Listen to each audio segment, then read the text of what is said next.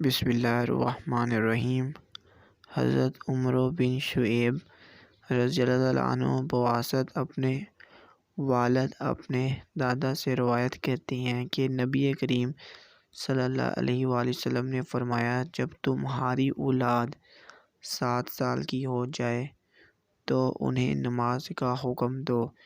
اور جب وہ 10 سال کی ہو جائیں تو انہیں اس نماز نہ پڑھنے پر سرزنش کرو، اور اس عمر میں انہیں الگ الگ سلایا کرو۔ حضرت ابو ہریرہ رضی اللہ تعالیٰ عنہ سے مروی ہے کہ نبی کریم صلی اللہ علیہ وآلہ وسلم نے فرمایا، 2 منہ رکھنے والا شخص انتہائی برے لوگوں میں سے ہے، جو ایک کے منہ پر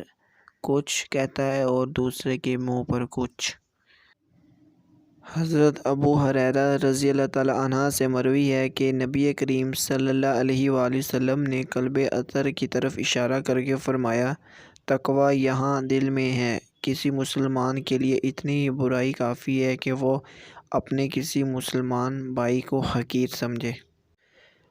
حضرت عمر بن خطاب رضی اللہ تعالیٰ عنہ سے مروی ہے کہ نبی کریم صلی اللہ علیہ وآلہ وسلم نے فرمایا، اگر تم اللہ تعالیٰ پر اس طرح بھروسہ کرتے جیسا بھروسہ کرنے کا حق ہے تو تمہیں اس طرح رزق دیا جاتا جس طرح پرندوں کو رزق دیا جاتا ہے۔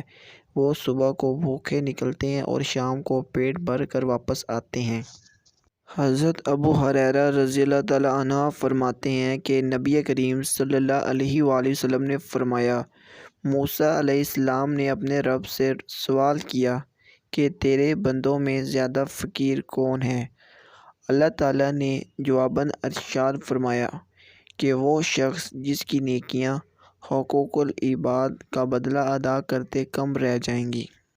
تاجدار کائنات صلی اللہ علیہ وآلہ وسلم نے اپنے ممبر کے زینے سے فرمایا، لوگ جمعہ چھوڑنے سے باز آ جائیں، ورنہ اللہ تعالیٰ ان کے دلوں پر مہر لگا دے گا اور وہ غافلوں میں سے ہو جائیں گے۔ حضرت عبداللہ بن مسعود رضی اللہ تعالیٰ عنہ سے مروی ہے کہ ایک شخص نبی کریم صلی اللہ علیہ وآلہ وسلم کی خدمت اقدس میں حاضر ہو کر